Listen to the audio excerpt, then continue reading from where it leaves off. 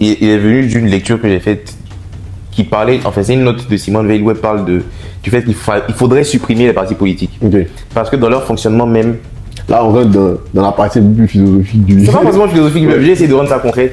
Dans le fonctionnement même du parti politique et de comment est-ce que le militant se constitue comme militant et ce qu'on lui demande de faire, ce qu'on attend de lui, il y a, bon c'est ce qu'elle dit, il y a une sorte de totalitarisme du parti politique qui fait que finalement on devient, parce que pour moi quand tu rentres dans un parti politique, encore une fois, si jamais tu es rentré dedans de façon idéologique, et ça c'est le postulat dont elle partait, c'est que tu penses que pour le bien de la société dans laquelle tu évolues, il faudrait l'organiser de telle ou telle façon.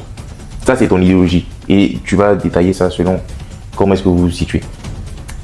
Et en rentrant dans un parti politique pour défendre cette idéologie-là, on finit par obéir à des mécanismes. Par exemple, il y a une hiérarchie.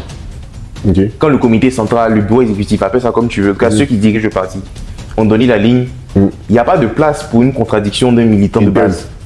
Tu vois, on est vraiment, on s'aligne sur la ligne du parti, de la direction, ou alors on va voir ailleurs. Okay. Parce que si tu n'es pas aligné sur la direction, qu'est-ce que tu fais avec nous? Donc ça crée cette radicalité-là. Et plus on se radicalise comme ça, dans un parti ou dans un autre, on finit par perdre de vue l'objectif de base. L'objectif de base, c'est qu'il faut qu'on prenne les décisions, les mesures, mettre en place tout ce qu'il faut pour que la société aille vers un bien. Okay. Donc finalement, le bien du parti se substitue au bien de la société. C'est ce que je dis. Donc c'est pour ça que pour moi, à un moment, on va plus forcément penser est-ce que pour la société, il serait bon qu'on fasse ci ou qu'on fasse ça. C'est est-ce que pour mon parti, pour l'intérêt propre de mon parti, il serait bon qu'on fasse ci ou qu'on fasse ça.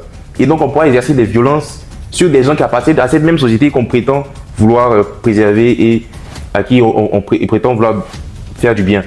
C'est là en fait qu'il y a une contradiction fondamentale même du fait d'appartenir à un parti politique.